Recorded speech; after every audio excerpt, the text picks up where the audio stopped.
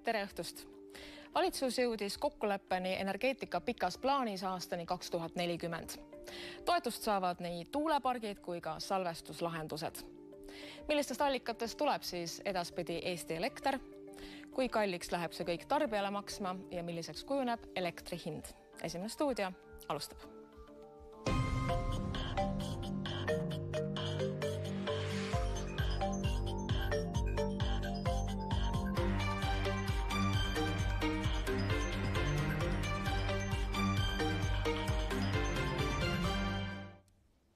Ja tere tulemast saatesse kliimaminister Yoko Alender. Tere õhtust. No tõesti, eilne päev või tegelikult hommik tõi uudise selle kohta, kuidas 3 koalitsioonierakonna juhid istusid hommikul koos ja panid paika Eesti energeetika lähituleviku plaanid. Oli see erakonnajuhtide või siis ka valitsuse läbi arutatud otsus? No kui me vaatame energeetika teemasid, siis tegelikult minu jaoks hakkas see protsess võib-olla üldse peale juba Riigikogus keskkonnakomisjonis. Ja kui me teame, et Venemaa on ju pikalt hoidnud läänemaailma oma nii-öelda lõa otsas just fossiilkütuste kaudu, fossiilenergia kaudu, siis ma arvan, et kõigil on juba päris mitu aastat olnud selge, et otsuseid energeetikas on vaja langetada. Ja kui me vaatame ka valitsuse arutelusid sel teemal lisaks siis Riigikogus toimunud suure saali aruteludele, komisjoni aruteludele, fraktsioonide aruteludele, et siis Kristen Michali valitsuse, kui tema oli kliimaminister, siis oli 10 istungit energeetika teemadel. Ja aga need otsused on sellised, mis tulid avalikkusele ikkagi ootamatult, et seal on päris palju asju, millest me saame nüüd saate jooksul rääkida. Rahandusminister, teie erakonnakaaslane Jürgen Ligi ütles täna, kes on ka Eesti Energia üldkoosolek nii-öelda, et see tegelikult ei olnud ikkagi nagu sellisel kujul valitsuse tasandil läbi räägitud, vaid ta ütles selle kohta, et see näeb välja nagu parteikontoris sündinud otsus. No selles valitsuses nüüd selle 6 kuu jooksul, mil mina olen olnud kliimaminister, oleme me energeetika teemasid arutanud valitsuskabinetis 8 korda ja lisaks loomulikult ka fraktsioonidega Riigikogus.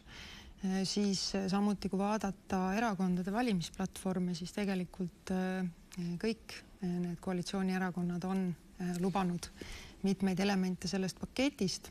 Selle eelnõu, mis puudutab siis tuuleenergia toetamist, esitasime kliimaministeeriumi poolt detsembrikuus ja tegelikult mul on ülimalt hea meel, et lõpuks ometi see pikk töö kandis vilja ja otsused tehti, sest need on väga vajalikud otsused. No veel loetud päevad tagasi teie koalitsioonipartner Eesti 200 juht Kristen Kallas ütles, et tal ei ole suurt pilti ja ta ei saa aru, kuidas peaks elektritarbimine aastaks 2035 jõudma 15 teravatt-tunnini. Nüüd on meelemuutus toimunud ja teadmine, et on 11 teravatt-tundi. Kuidas selleni jõuti? No tegelikult on alati olnud meil põhiline teadaolev prognoos, mis on siis Eleringi prognoos. Eleringi prognoos on selline hästi konservatiivne. Elering vaatab sellist orgaanilist elektritarbimise kasvu, kus ei ole siis sees seda ambitsiooni, mis siis majandus- ja tööstusministri nii-öelda poolt hinnatud uued investeeringud, mida me ju Eestisse väga ootame, et veel hiljuti, kui oli Eesti 200-st Tiit Riisalo majandusminister, siis oodati ju lausa 20 teravatini seda tarbimise kasvu, aga tõepoolest selles mõttes me oleme saanud partneritele ja valitsuse liikmetele tutvustada kõiki neid arvutusi hästi põhjalikult, et need arutelud on olnud väga sisukad. Viimati veel 9. jaanuaril olid juures ka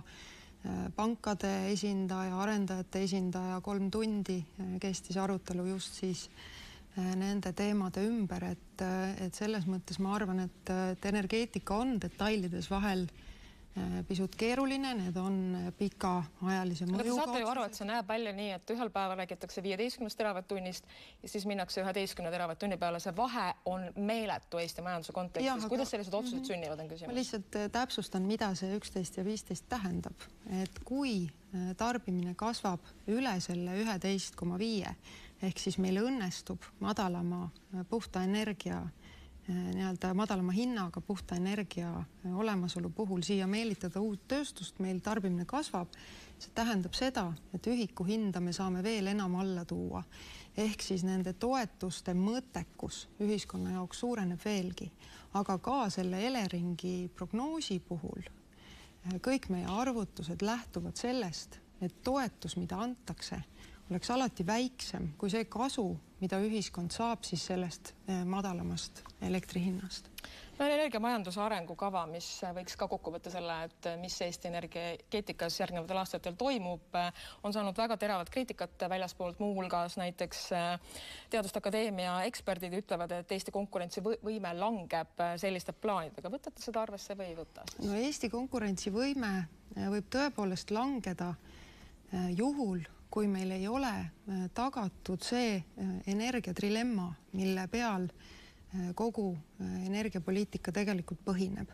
Ehk siis me peame korraga suutma tagada energiajulgeoleku, juhitavad võimsused, teiselt poolt hind, konkurentsivõimes väga oluline, asume me siin maailma kõige odavama elektrihinnaga Skandinaavia kõrval ja kolmandaks ka selle, et see energia saab olema üha puhtam. Et see on ka Eesti konkurentsivõime seisukohalt väga oluline, sest seda ettevõtjad tahavad. Aga mis nüüd puudutab juhitavaid võimsusi, siin me oleme tegelikult juba saatnud ju Riigikogusse ja esimene lugemine on läbitud siis eelnõul, mis siis aitab meie olemasolevad põlevkivijaamad ka turule. Sest hetkel oleme me ikkagi sellises olukorras, kus tipu tarbimise tundidel need põlevkivijaamad aitavad neid tiputunde, kui nad turul osalevad, alla tuua. Et kui Riigikogu selle eelnõu lõpuni menetleb, siis on meil ka see lahendus kindlalt tagatud. No aga räägime siis lähemalt nendest samadest tootmisvõimsustest, mis on plaanitud ja toetusskeemidest. Mere- kui maismaa tuuleparkidele korraldatakse 2 teravatt-tunni ulatuses vähem pakkumised. Milline see toetusskeem täpselt olema hakkab, et neid parke rajada, milline see hinnapõrand on? No see on, kuna meretuule ja maismaatuulel on esiteks erinev maksumus, nende rajamine on erineva maksumusega, siis on ka toetussüsteemid või skeemid erinevad.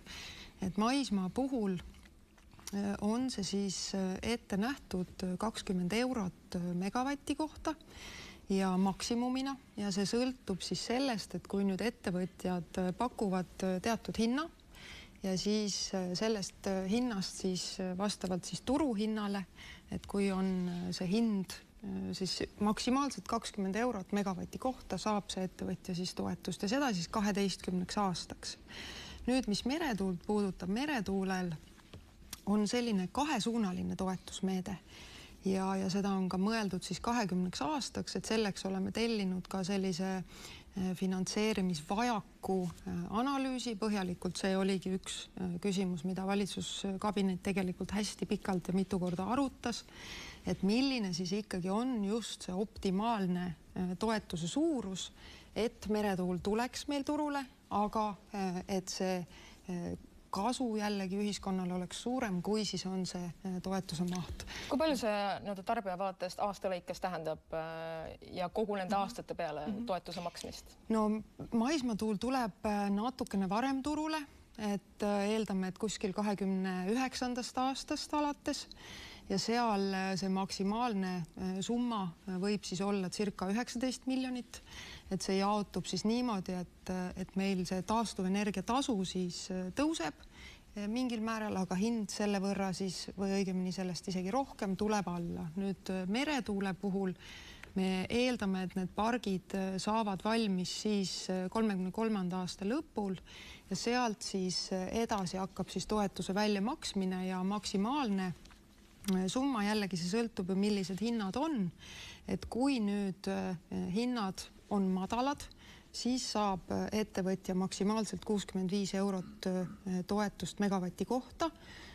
Kui hinnad on kõrgemad, et see on see 2-suunaline toetus, et kui hinnad lähevad sealt piirist üle, siis maksab arendaja riigile selle raha tagasi. Ehk siis on meretuuleparkide toetus nende aastate lõikes on 2,6 miljardit eurot. Miks see toetusraha samaks jääb, kui tarbimine on prognooside järgi, nagu te just äsja ütlesite, oluliselt alla tulnud? Ei, ta jäägi samaks, et see, mille 2,6 miljardit tuleb allapoole või? Tuleb muidugi, see sõltub tarbimisest, et ega see toetus ei tule riigieelarvest, et seda makstakse ikkagi iga selle kilovatt-tunni kohta ja see, mis on siin oluline, et see toetus läheb maksma circa sent, tõuseb meil siis see või maksimaalselt 1,5 senti tõuseb taastuvenergia tasu siis inimese jaoks.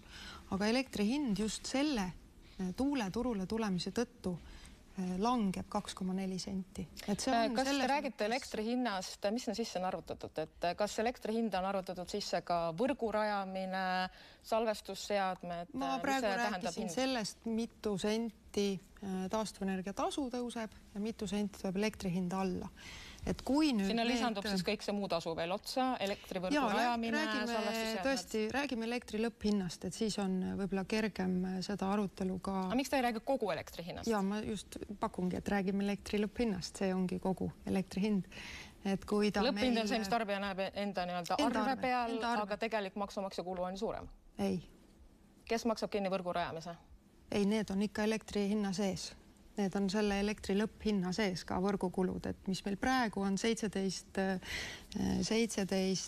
senti kilovatt-tunni kohta 24. aastal ja kui me saame need otsused, mis me tegime, mis sisaldasid, ma loodan, me jõuame selleni ka palju teisi energialiike, et siis 35. aastaks see hind tuleb alla 15 sendi peale. Aga nüüd, kui me ei saa seda taastuvenergiat, mis hinda alla toob turule, siis on küll risk, et see elektri hind alla ei tule. Tarbija vaatest küsib inimene, et miks on Eestile vaja meretuuleparke, kui meil on tegelikult planeeringutes maismaa tuulepargid, mille ehitamine, nagu te ise ütlesite, on kordi odavam. Miks te teete kallima valiku tarbija jaoks? No me näeme seda maismaa tuuleparkide tuleku tempot. Kindlasti oleks meie huvides, et see tempo oleks kõrgem ja siin on loomulikult oma roll riigil. Oleme teinud kohaliku kasu instrumendi, mille kaudu siis kohalikud saavad kasu tuuleparkidest ja kindlasti on ka võimalusi siin kohalikel juhtidel oma piirkonnale arengule anda hoog sisse. Nad saavad pidada läbirääkimisi arendajatega, et nad saavad ka otse osta odavamat elektrit või minugi poolest leppida kokku, et arendajad ehitavad neile lasteaia või mänguväljaku või mis iganes kohalik kogukond peab vajalikuks.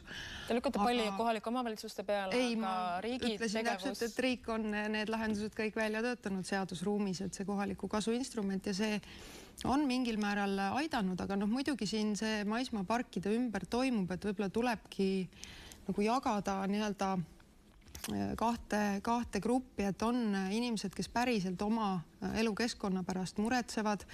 Nende inimestega tuleb rääkida, anda neile selget infot, aga siis on ka teatud grupp seltskond inimesi, kes reisib mööda Eestit, vaadates neid nimesid sotsiaalmeedias. Te ise olete mõnel koosolekul koha peal käinud, et selgitada inimestele, et miks neid parke vaja võiks olla või miks see kasulik võiks olla? Just homme on meil Põhja-Pärnumaa vallavanema poolt kokku kutsutud siis kohalike liidrite, omavalitsusjuhtide. Aga te endiselt ei usu, et maismaa tuuleparke oleks võimalik sellises mahus rajada, et neist tegelikult piisaks tarbimise mõttes, et ei peaks kalleid meretuuleparke rajama?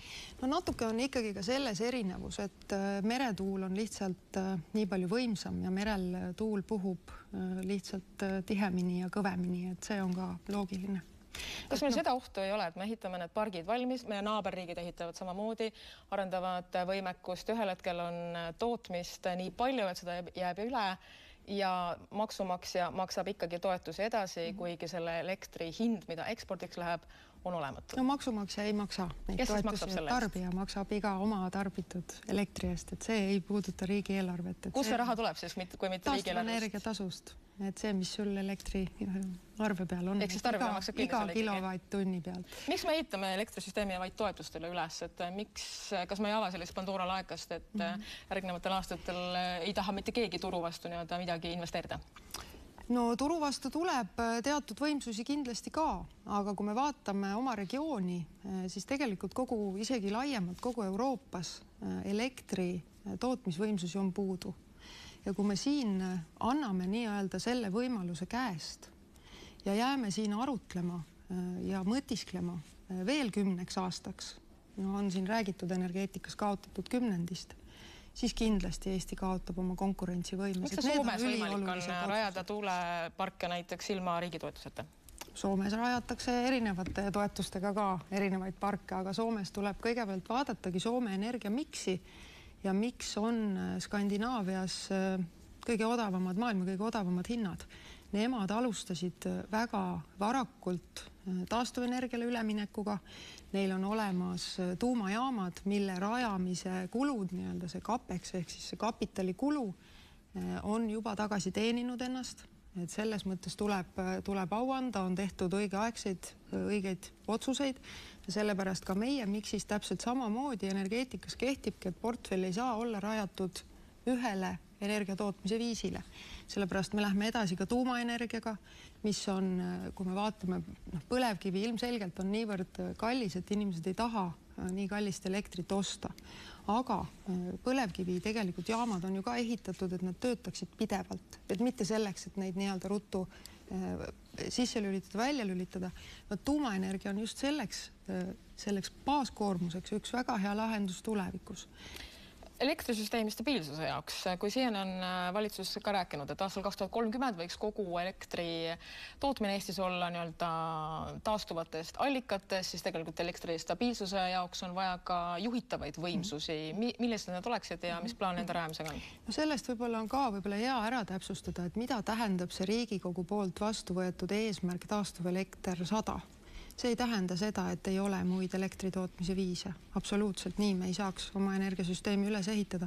Aga see tähendab seda, et samas mahus, kui me tarbime aasta ringselt, samas mahus me oleme suutelised ka tootma. Aga selle kõrval samamoodi, nii nagu meil täna on umbes 1800 megavatti juhitavaid võimsusi ja teist sama palju siis juba tegelikult taastuvenergiat, mis on ka jõudsalt lisandunud. Ka edaspidi me vajame juhitavaid võimsusi. Kus need juhitavad võimsused tulevad?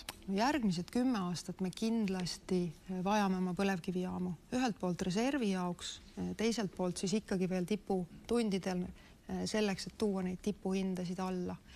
Aga nüüd sealt edasi juba on käimas Eleringi hange uutele juhitavatele võimsustele, mis oleksid siis just sellised kaasaegsed, kiirelt sisse-välja lülitatavad.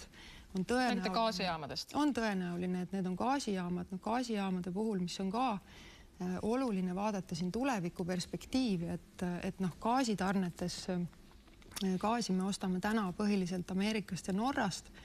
Töötame Euroopa tasandil selleks, et kogu Euroopa eemalduks Vene gaasist. No tänane uudis just kõneleb sellest, et Saksamaa järjest rohkem sõltub Venemaa gaasist endiselt, LNG gaasist.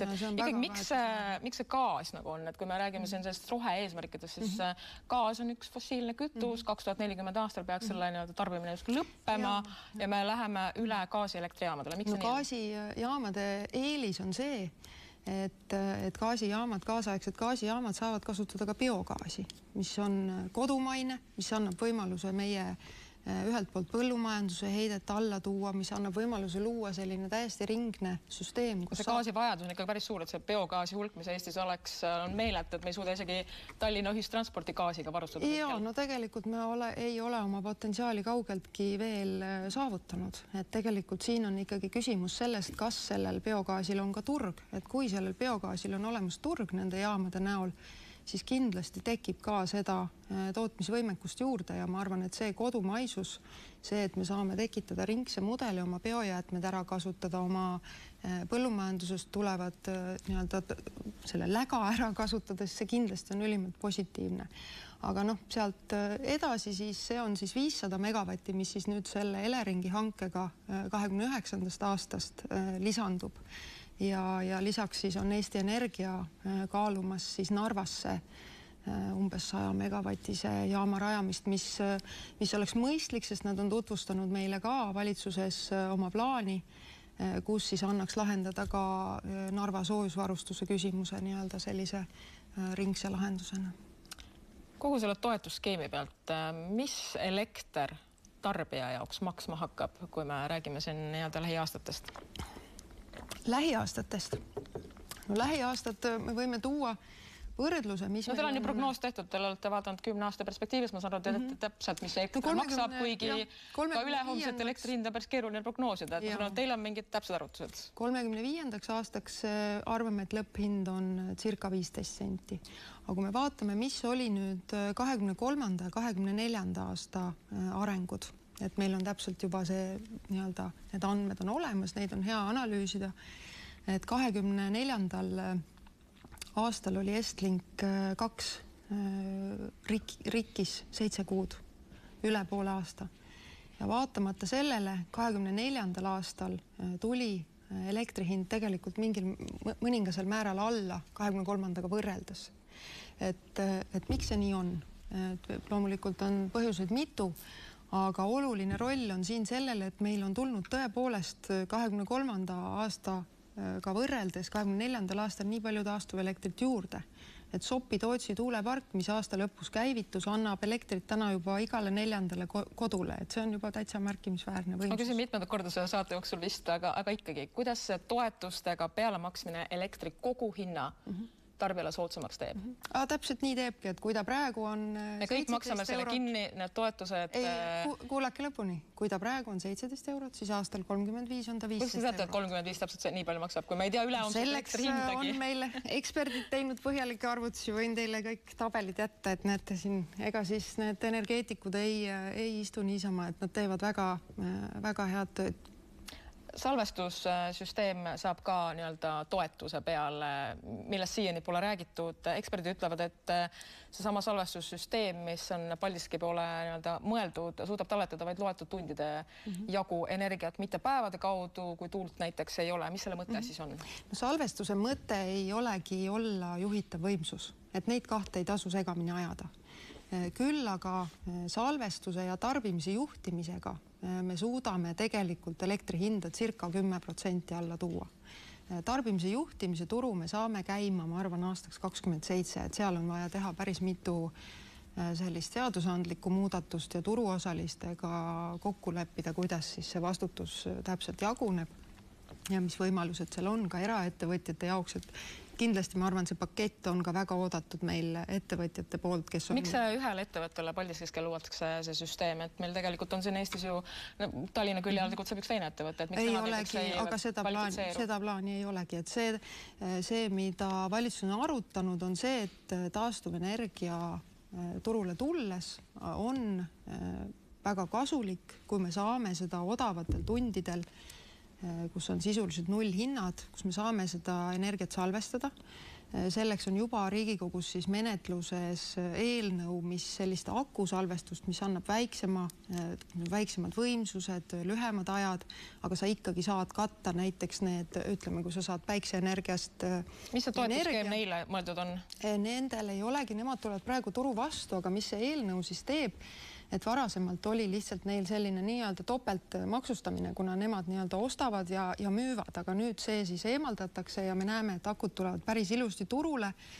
Lisaks aitab akusid turule nüüd see sagedus, mis meil desünkroniseerimisega, kui me eemaldume Vene sagedusalast, mis on, ma ütleks, et aastakümnete jooksul võib-olla kõige olulisem asi, mida me energeetikas teeme, et me tagame oma energiasüsteemi kindluse ja sõltumatuse Venemaast siis veebruari alguses ja käivitub ka sagedusreservide turg, ka seal on akudel oma roll.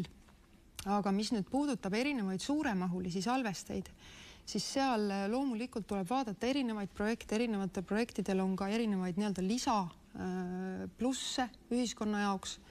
Aga see põhimõte peab jällegi olema see, et see toetus, mis aitab erinevad suured investeeringud, projektid turule, peab jääma alla sellele kasule, mida siis ühiskond sellest saab. Lõpetuseks seesama desünkroniseerimine veebruari alguses. Vastakaid sõnumeid on avalikus ruumis kõlanud. Kui suur see oht ikkagi on, me peame olema valmis elektrikatkestusteks? Desünkroniseerimise tõttu seda ohtu ei ole. Küll aga elektrisüsteem on alati võib juhtuda rikkeid ja mis puudutab desünki, kuna see on niivõrd suur asi, seda on ette valmistatud 20 aastat, me oleme valmis, me tõesti oleme valmis ja tarbija seisukohast, kui kõik läheb nii nagu plaanitud, siis tarbija ei märka seda. Ta ei pea oma seadmeid välja tõmbama vooluvõrgust, lambid ei vilgu, kõik toimib, kui olete pesu pesnud laupäeva hommikuti, tehke seda ka 8. veebruaril. Aga sabotaaž väga mitmest nii-öelda suunast, ülikülm ilm, kui kõik väga halvad asjaolud kokku langevad, selleks me peame ka valmis olema ja selleks on meil varuplaanid. Aitäh, Yoko Alender, selle intervjuu eest. Selline oli esimene stuudio täna õhtul. Homme on siinsamas stuudios Andres Kuuse külaliseks, aga Kliimaministeeriumi praegu veel ametis olev kantsler Keit Kasemets, kellest saab järgmine